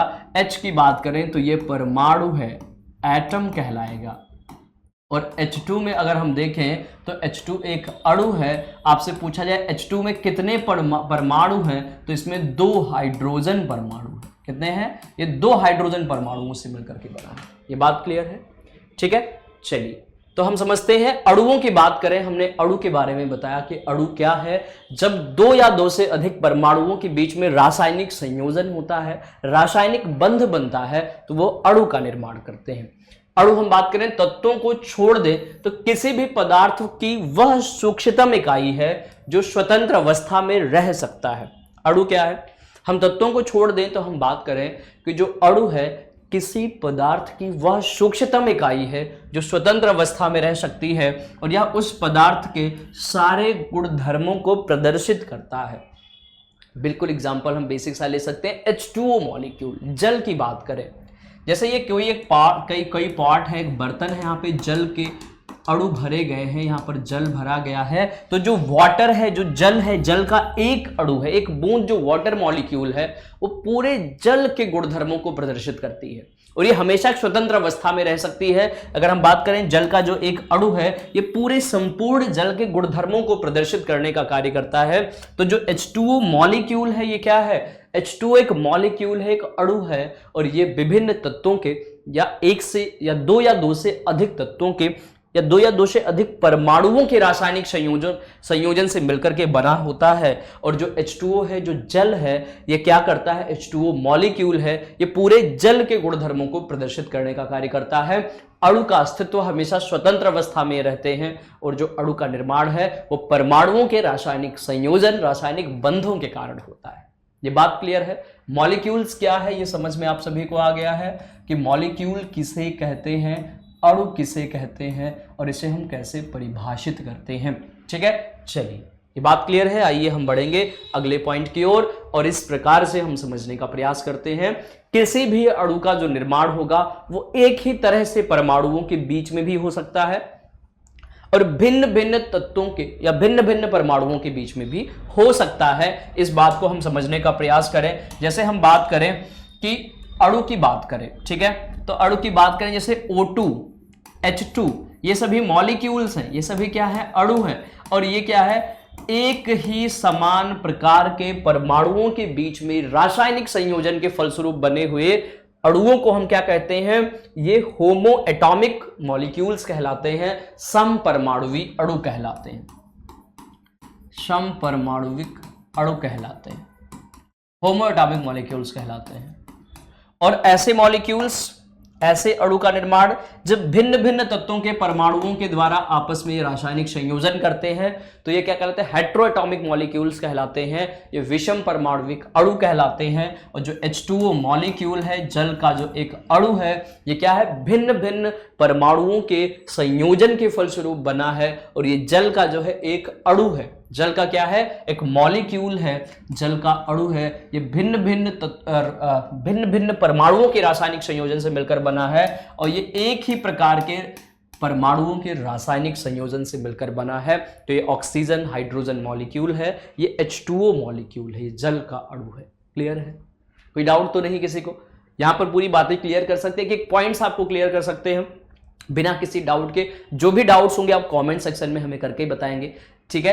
तो चलिए हम देखते हैं अगले टॉपिक की ओर। आइए हम समझते हैं कि एटॉमिसिटी किसे कहेंगे, परमाणुकता किसे कहते हैं, एटॉमिसिटी किसे कहा जाता है, परमाणुकता किसे कहते हैं, ठीक है? यहां पर कहा गया कि किसी एक अणु में उपस्थित परमाणुओं की संख्या ही परमाणुकता कहलाती है। किसी एक अणु में उपस्थित परमाणुओं की संख्या ही परमाणुकता कहलाती है। हम एग्जाम्पल की बात करें, आपसे कहा जाए O2 मॉलिक्यूल, N2 मॉलिक्यूल, ये कैसे मॉलिक्यूल है? तो O2 और N2 में दो नाइट्रोजन या ऑक्सीजन परमाणु आपस में संयोजन के फलस्वरूप एक अणु का निर्माण करते हैं। तो यहां पे दो परमाणुओं का संयोजन हुआ है। किसी भी अणु में उपस्थित परमाणुओं की संख्या को हम क्या कहेंगे, परमाणुकता कहेंगे। ऑक्सीजन नाइट्रोजन कैसा है, डाई एटॉमिक मॉलिक्यूल है। कैसा है, द्विपरमाणुक अणु है। कैसा है भाई, द्विपरमाणुक अणु है, डाई एटॉमिक मॉलिक्यूल है। तो किसी भी अणु में उपस्थित परमाणुओं की संख्या ही उसकी परमाणुकता कहलाती है। तो ऑक्सीजन और नाइट्रोजन की परमाणुकता 2 है, अर्थात कि डाई एटॉमिक मॉलिक्यूल है। कैसा है, डाई एटॉमिक मॉलिक्यूल है। हम बात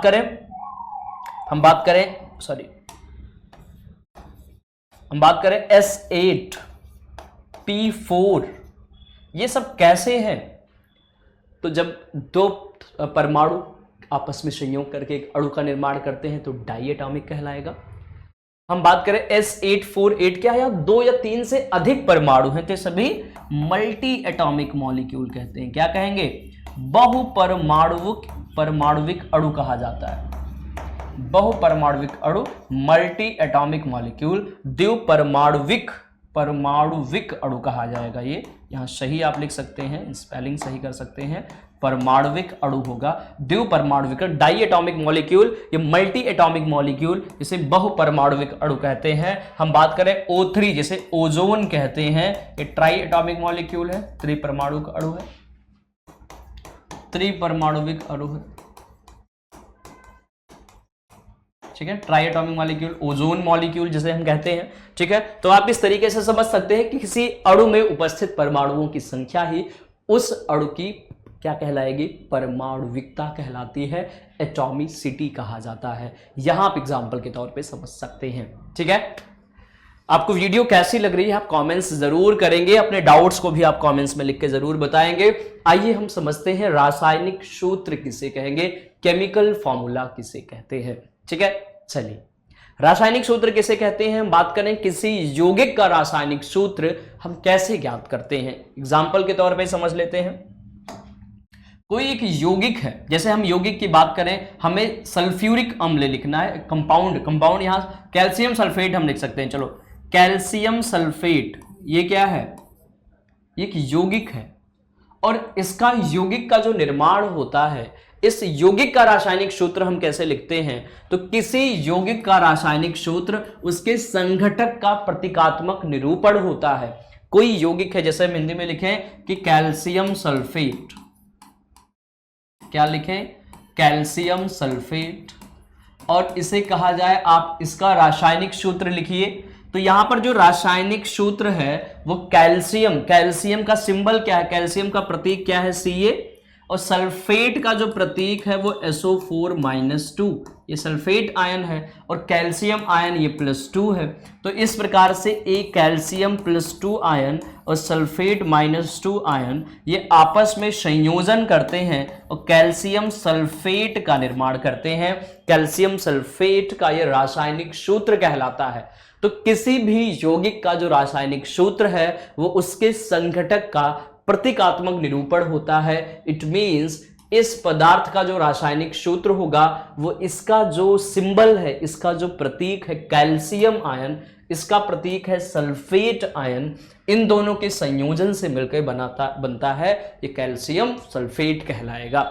ठीक है, और एग्जांपल ले सकते हैं, सल्फ्यूरिक अम्ल ले सकते हैं H2SO4, ये भी एक कंपाउंड होता है, लिक्विड फॉर्म में है तो ये एसिड होता है।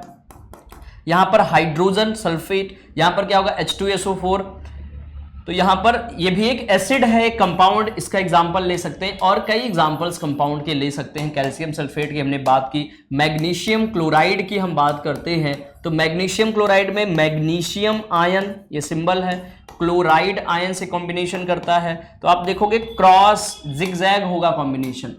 तो यहां पर एक है तो मैग्नीशियम के नीचे कुछ नहीं होगा, यहां पर 2 है, यहां जाए MgCl2 बनाता है, मैग्नीशियम क्लोराइड का निर्माण करता है। ये सभी यौगिक है और यौगिकों का निर्माण करने के लिए इनका रासायनिक सूत्र कैसे लिखते हैं, इन सभी के प्रतीकात्मक निरूपण को प्रदर्शित करते हैं। सिंबल्स को लिख करके हम क्या कर सकते हैं, रासायनिक सूत्र को लिख सकते हैं। ये बात क्लियर है। जो केमिकल फॉर्मूला है इसको हम लिखने के लिए जो तरीके हम अपनाते हैं वो इस तरीके से रहे। जो भी आपके डाउट्स हो आप हमें लिख के बता सकते हैं, जो भी डाउट्स हो हमसे पूछ सकते हैं। आइए बढ़ेंगे। रासायनिक सूत्र की विशेषताएं क्या है, रासायनिक सूत्र की प्रॉपर्टीज क्या है, कैसे लिखते हैं इसे, इस पर हम देखेंगे, जानने का प्रयास करेंगे। रासायनिक सूत्र के संघटकों को संयोजकताएं एवं आवेश बराबर होनी चाहिए। जो रासायनिक संयोजन है, रासायनिक सूत्र को हम लिख रहे हैं तो उसका जो संघटन है या उस पर आवेश की मात्रा बराबर होनी चाहिए। धातु अधातु के यौगिक के रासायनिक सूत्र की संरचना में धातु को पहले लिखते हैं तथा अधातु को बाद में लिखते हैं। जैसे एग्जाम्पल ले लो, जैसे सोडियम क्लोराइड एग्जाम्पल ले लो, तो सोडियम क्लोराइड में आप देखते हो सोडियम मेटल है और क्लोराइड आयन क्या है, नॉन मेटल है, सॉरी सोडियम मेटल है, क्लोराइड नॉन मेटल है। तो मेटल को पहले लिखते हैं, धातु को पहले लिखेंगे, अधातु को बाद में लिखेंगे। बहुपरमाणुविक आयन के रासायनिक सूत्र में आने की स्थिति में इस आयन को ब्रैकेट में रखा जाता है या फिर संयोजक अथवा आवेश को ब्रैकेट के नीचे लगाते हैं। तो इसकी प्रमुख विशेषताएं कुछ इस प्रकार से है कि रासायनिक सूत्र को लिखते समय किन किन बातों का हमें ध्यान रखना होता है, इसी से संबंधित ये जो है विशेषताएं रहेंगी कि आप इनको लिखते कैसे हैं, लिखने के नियम क्या क्या है। सबसे पहले भाई आपसे कहा जाए कि इसका रासायनिक सूत्र लिखिए तो सबसे पहले आप क्या करेंगे, तत्वों के परमाणुओं को, चिन्हों को लिखेंगे। जैसे आपसे कहा जाए कि सोडियम क्लोराइड, चलो इसी का एग्जांपल लेते हैं। आपसे कहा जाए कि सोडियम क्लोराइड का केमिकल फॉर्मूला लिखिए, रासायनिक सूत्र लिखिए, आप कैसे लिखेंगे?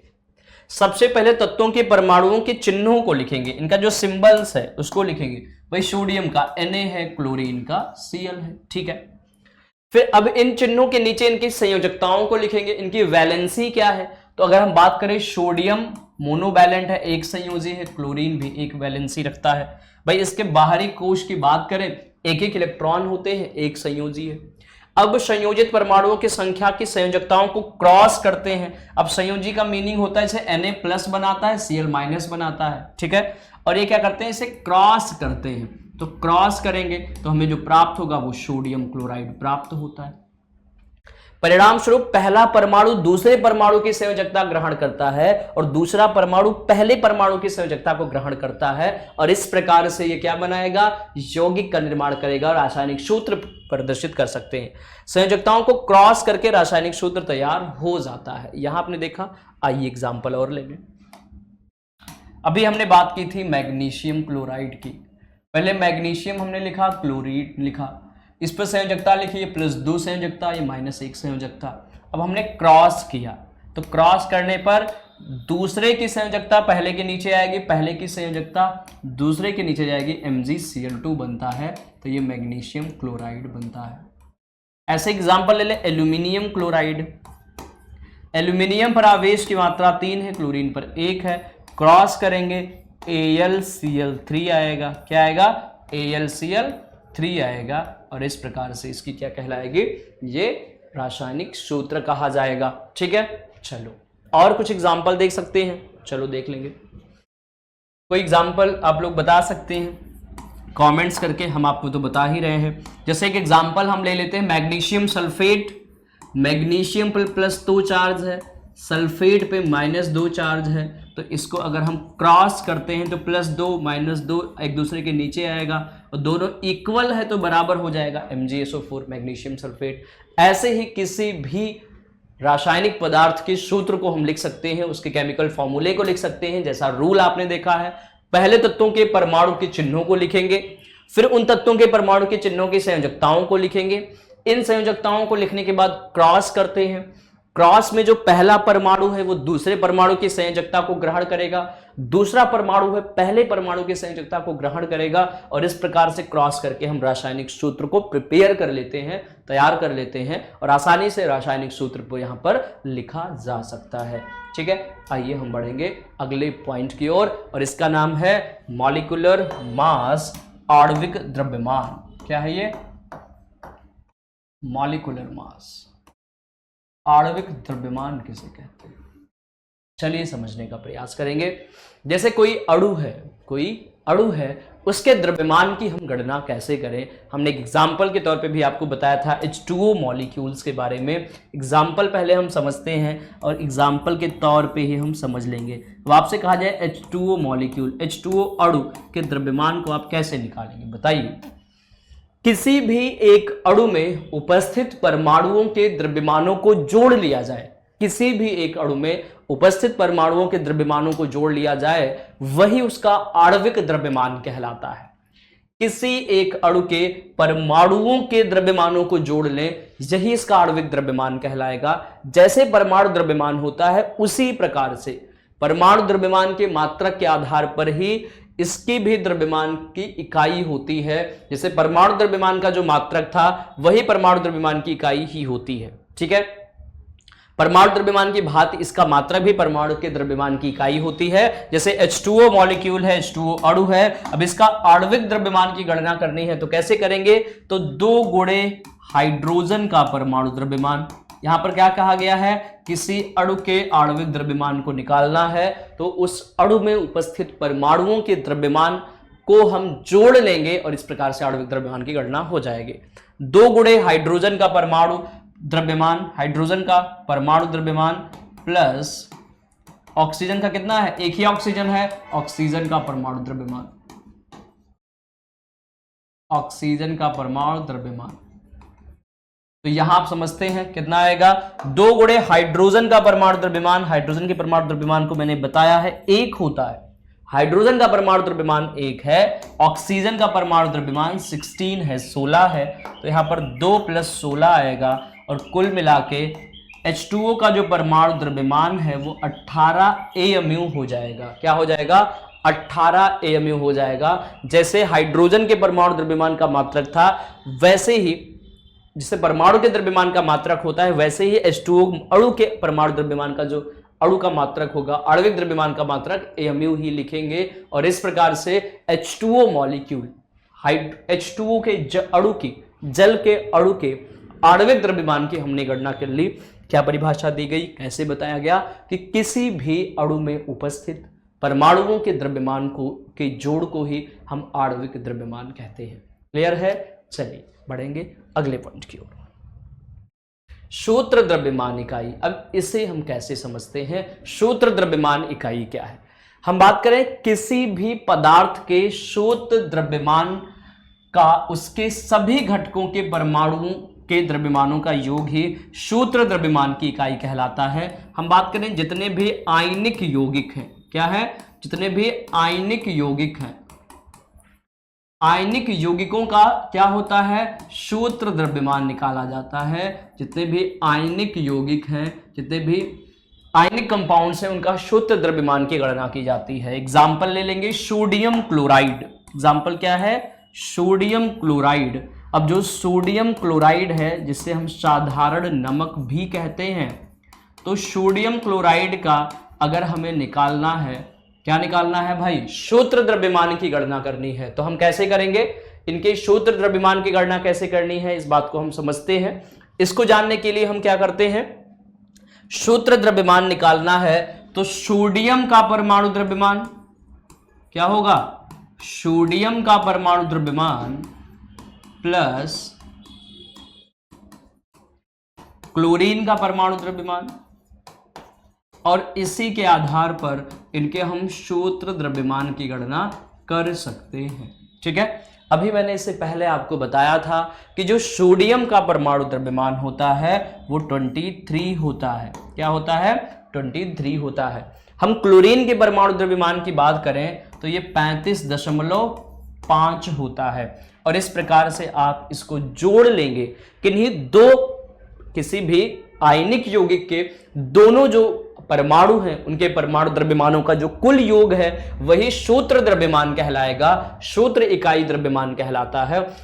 तो सूत्र द्रव्यमान इकाई कैसे करेंगे, 23 यहां ऐड करिए तो ये हो जाएगा 58.5, 58.5 ग्राम आएगा, ये सूत्र द्रव्यमान कहलाता है। यहां भी जैसे आपने निकाला था 18 तो यहां पर ग्राम लिख सकते थे, और यहां पे जो ग्राम होगा वही इसका क्या कहलाएगा, अणु द्रव्यमान या आणविक द्रव्यमान कहलाता है। ऐसे ही 58.5 ग्राम क्या है, सूत्र द्रव्यमान कहा जाएगा। ठीक है, जैसे सोडियम क्लोराइड की हमने गणना करी, ऐसे ही जितने भी प्रकार के आयनिक यौगिक होते हैं, जितने भी आयनिक कंपाउंड्स होते हैं, उनके सूत्र द्रव्यमान की हम गणना कर सकते हैं।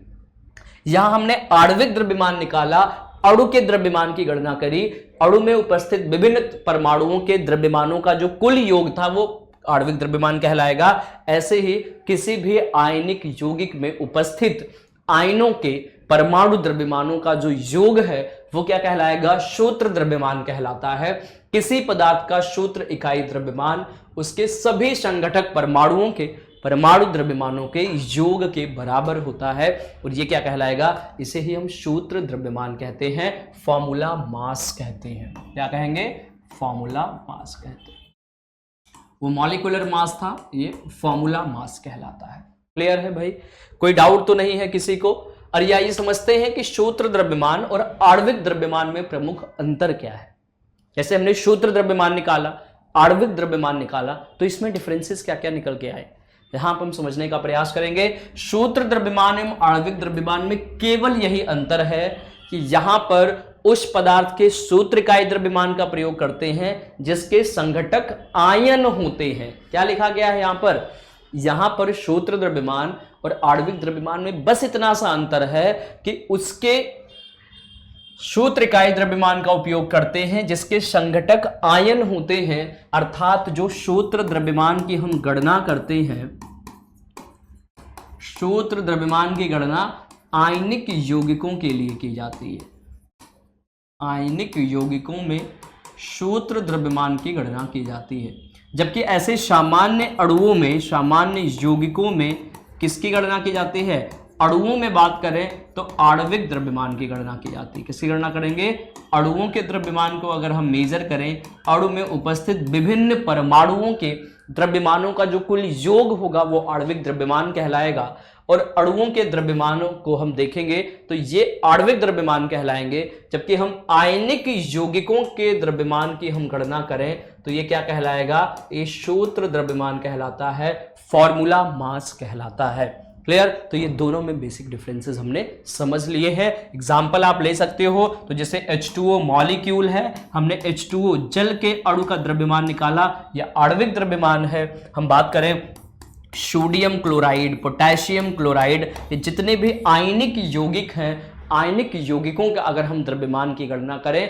तो ये सूत्र द्रव्यमान कहलाएगा। ये क्या कहलाएगा, फॉर्मूला मास कहलाएगा।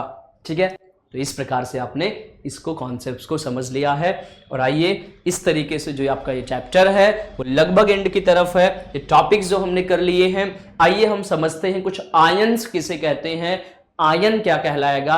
कुछ धनायन होते हैं, कुछ ऋणायन होते हैं, या कुछ उदासीन आयन भी होते हैं। ये क्या है, इसको हम जानने का प्रयास करेंगे। हम आयन किसे कहते हैं, आप ये बताइए।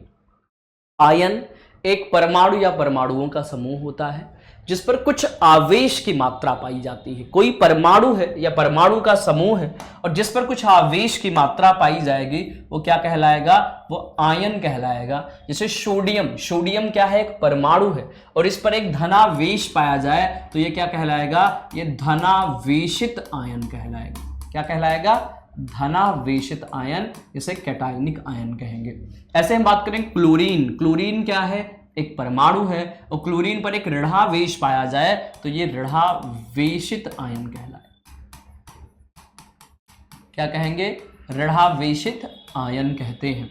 तो आयंस की हम बात करें, जो आयन होते हैं वो किसी एक परमाणु या परमाणुओं के समूह होते हैं जिन पर कुछ चार्ज लगा होता है, कुछ आवेश लगा होता है। ये धनात्मक भी हो सकते हैं, ऋणात्मक भी हो सकते हैं और इन पर जो उपस्थित चार्ज होगा वो यही क्या कहलाएंगे, आयंस कहलाएंगे। जैसे धनावेशित आयन के एग्जाम्पल आपने यहां देखे, sodium ion, potassium ion, calcium ion, aluminium ion, ये सभी आयन के एग्जाम्पल है।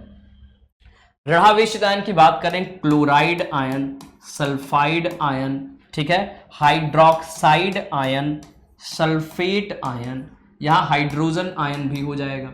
तो ये जितने भी आयन है वो क्या होंगे, ये सभी आयन कहलाते हैं जिन पर इकाई धनावेश की मात्रा जिस परमाणु पर उपस्थित होती है वो क्या कहलाएगा, धनावेशित आयन।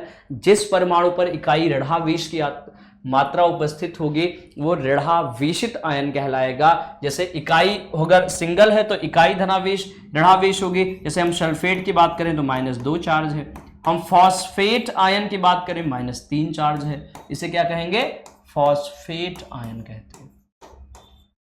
क्या कहते हैं, फॉस्फेट आयन कहते हैं। किसी परमाणु या परमाणुओं के समूह पर उपस्थित आवेशों की मात्रा ही क्या कहलाती है, धनावेशित या ऋणावेशित आयन कहलाती है, आयन कहलाएगी। क्लियर है भाई। चलिए, तो इस प्रकार से आपने क्या देखा, ये टॉपिक्स देखे। हम देखेंगे मोल कॉन्सेप्ट किसे कहते हैं, मोल संकल्पना किसे कहते हैं। आइए इसे हम समझने का प्रयास करेंगे कि मोल कॉन्सेप्ट क्या है। मोल किसे कहते हैं, किसी परमाणु अणु अथवा आयन, कोई एक स्पीसीज है, उसके एक मोल में उपस्थित मात्रा, एक मोल में उपस्थित मात्रा का जो द्रव्यमान है वही क्या कहलाएगा, एक मोल कहलाता है, एक मोल कहा जाएगा। किसी स्पीसीज, परमाणु अथवा अणु अथवा आयन के एक मोल में मात्राओं की वह संख्या जो ग्राम में उसके परमाणु अथवा आणविक द्रव्यमान के बराबर होती है वही पदार्थ का एक मोल कहलाती है। किसी भी परमाणु के एक मोल में मात्रा की वह संख्या जो उसके ग्राम में परमाणु अथवा आणविक द्रव्यमान के बराबर होती है वह एक मोल कहलाती है। हम बात करें किसी पदार्थ के एक मोल में कणों की संख्या निश्चित होती है।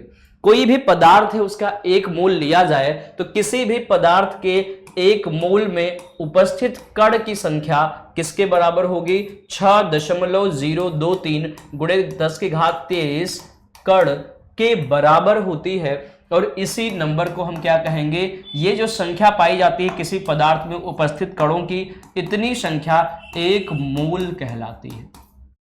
किसी पदार्थ में उपस्थित कणों की संख्या 6.023 × 10⁻23 है तो वह एक मोल कहलाती है। और इसको दिया था एवोगैड्रो ने, इसे ही एवोगैड्रो संख्या कहते हैं, एवोगैड्रो नंबर कहते हैं। ठीक है, एवोगैड्रो संख्या कहते हैं।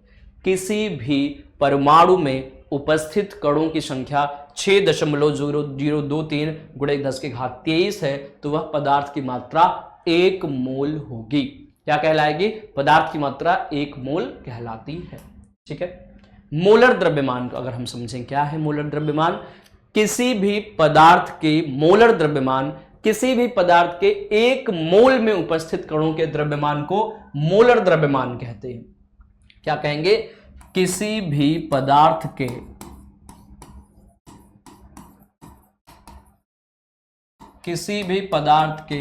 एक मोल में उपस्थित, किसी भी पदार्थ के एक मोल में उपस्थित कणों का द्रव्यमान, किसी भी पदार्थ के एक मोल में उपस्थित कणों का द्रव्यमान एक मोलर द्रव्यमान कहलाता है। यह मोलर द्रव्यमान कहा जाता है, मोलर मास कहा जाता है, मोलर मास कहलाता है।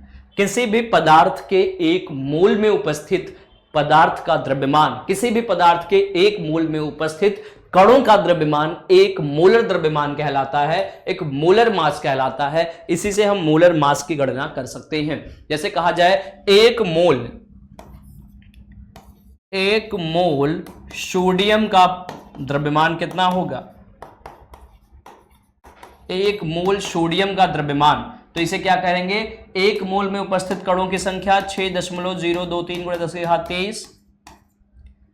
किसी पदार्थ के एक मोल में उपस्थित जो कण का द्रव्यमान है, तो इसमें कितने कण उपस्थित हैं, और एक कण का द्रव्यमान कितना होगा, अगर सोडियम की बात करें तो 23 होता है, इसे मल्टीप्लाई करेंगे, ये मोलर द्रव्यमान कहलाएगा। क्या कहा जाएगा, मोलर मास कहलाता है। ऐसे हाइड्रोजन परमाणु का जो मोलर मास हम फाइंड आउट कर सकते हैं, सोडियम का कर सकते हैं। तो इस प्रकार से जो आपका ये चैप्टर है यहां पर कंप्लीट होता है। हमने वन शॉट में पूरे क्लास 9 के जो एटम्स और मॉलिक्यूल्स, परमाणु तथा अणु है, इस चैप्टर को पूरी तरीके से कवर कर लिया है।